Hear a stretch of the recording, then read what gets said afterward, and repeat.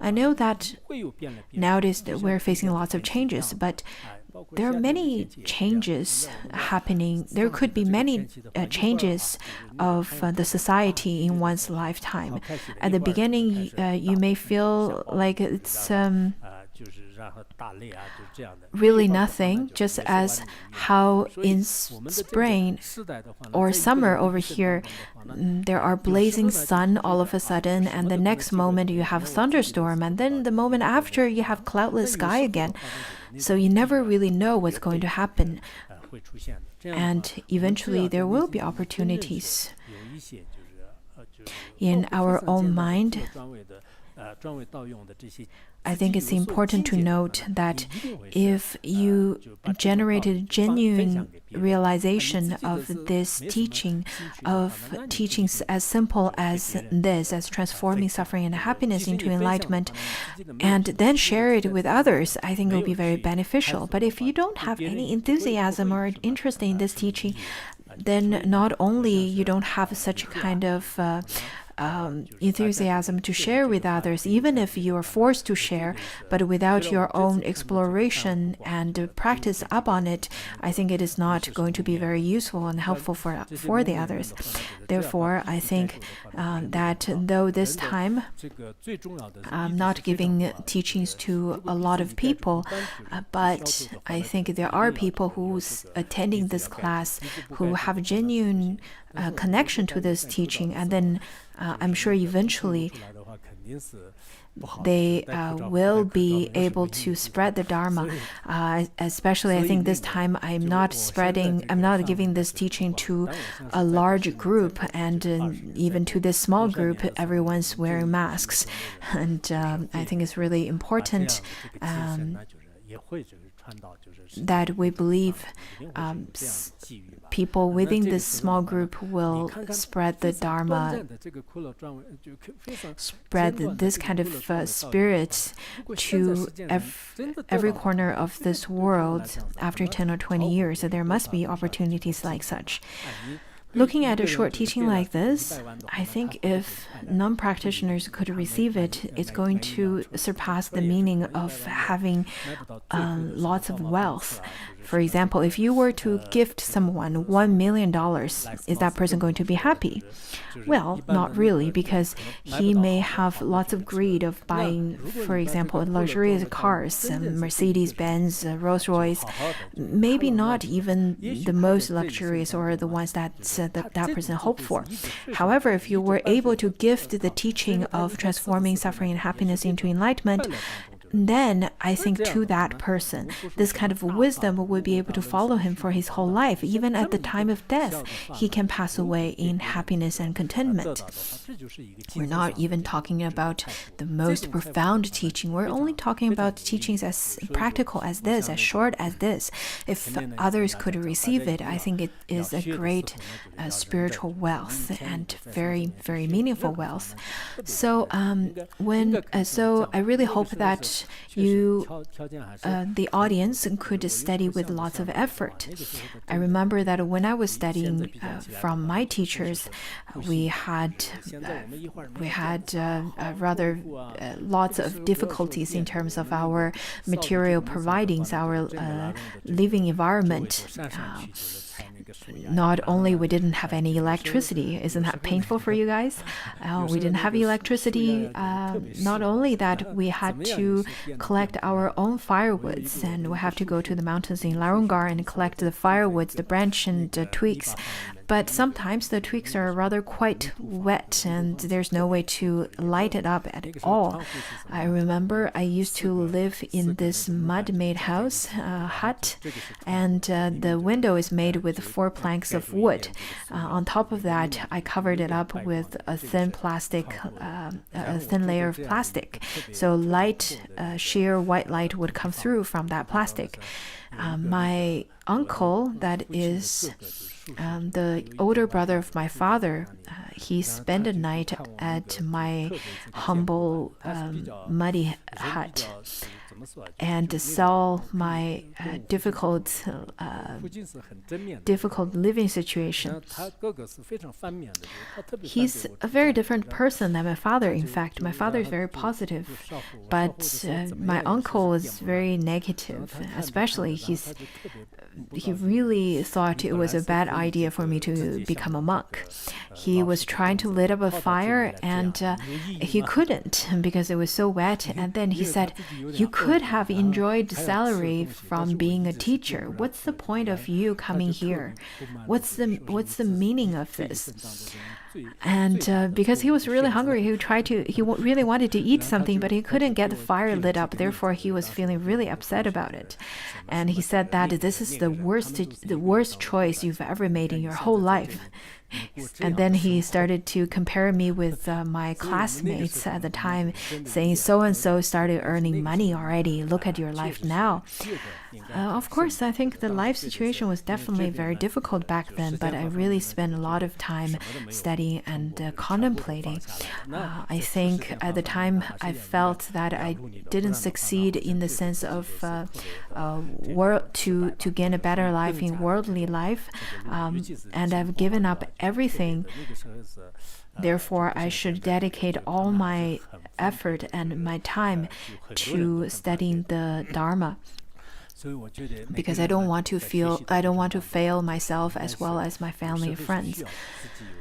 So I think in the whole process of studying the Dharma, the whole journey, we should really encourage ourselves.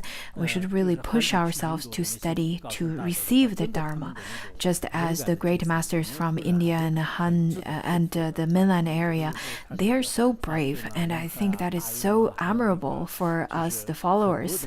When we look at Master Fa Zun, Master Nenghai, all of the great masters who entered into the snowy land of Tibet, and they were really quite renowned. Some of them are not so well known, but after hardship, and they study the Dharma, and then their career of propagating the Dharma was very successful as well.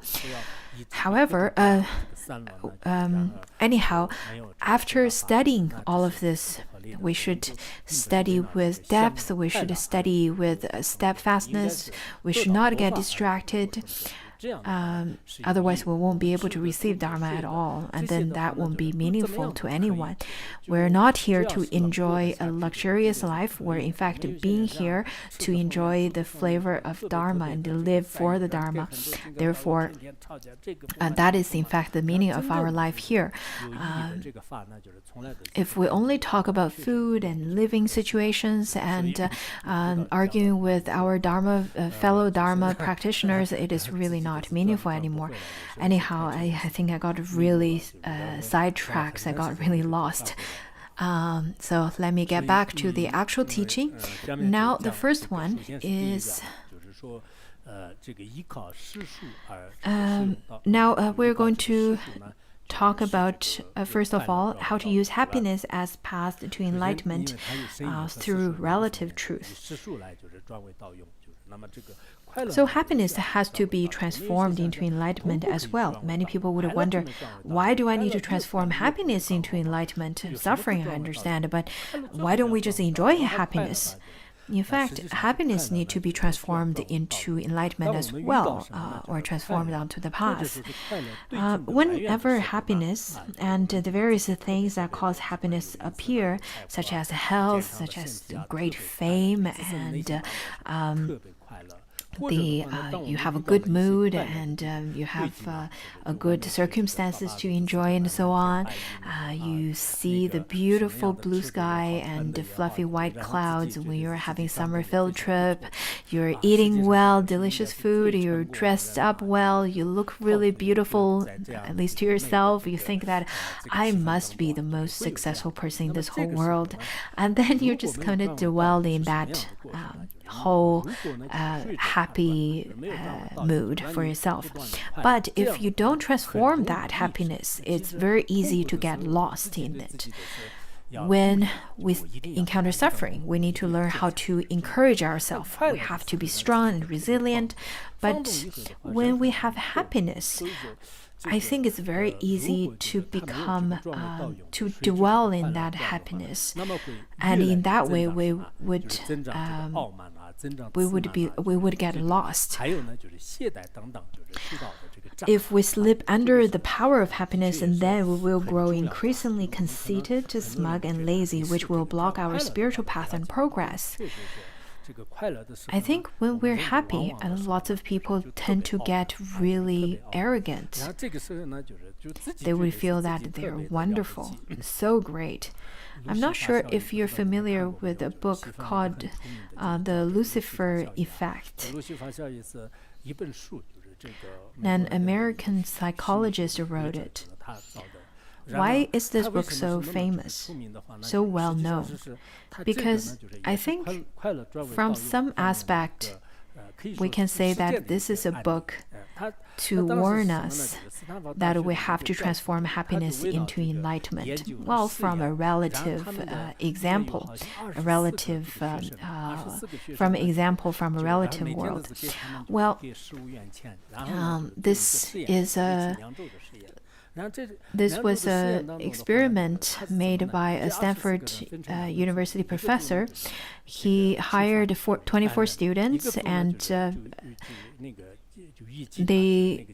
he initially wanted to do a 2-week-long experiment.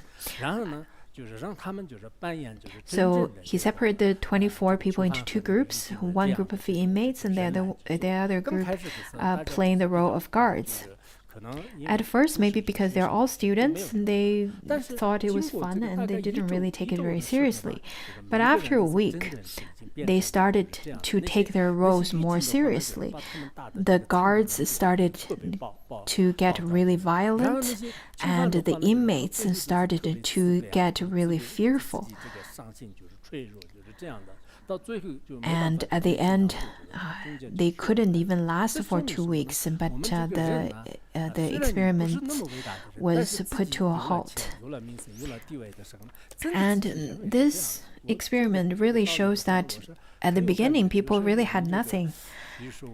But once they had money or fame or social status, they started to take those very seriously and got lost with those circumstances. Just as some of the volunteers I know, at the beginning of a certain post, when they're assigned as the leader, as a supervisor, they would feel really shy about it. But after a little period of time, they would really hold that role very solidly and think, oh, look at me, I'm the supervisor. You should treat me like such. Just like how the inmates and just like the students who played the roles of inmates and cell guards.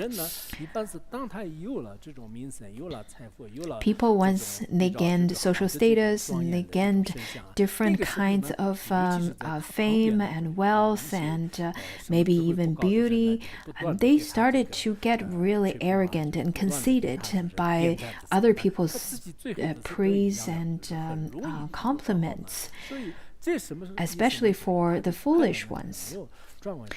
And those are examples of not transforming happiness into enlightenment. So why should we transform happiness into enlightenment then? It is when people think that, oh, I'm so great, I am a supervisor. But really, when you look at it, you're a supervisor, but you have for example, deputy chief on top of you who are higher on the hierarchy and someone else who's on a higher hierarchy. So it's really nothing too great about it. And therefore, I think the Lucifer effect really pointed out some of the situations or people's mentality in our society nowadays. We can say that they're mirrors of the society. In the journey of practice, in fact, it is easy for us to slip under the power of happiness or arrogance as well. It's very easy to become, for those kind of happiness to become our obstacles. Just as in the Mahaprajna Paramita Shastra, it says that if a person who has arrogant mind, then the nectar of the Dharma will not enter that person's mind.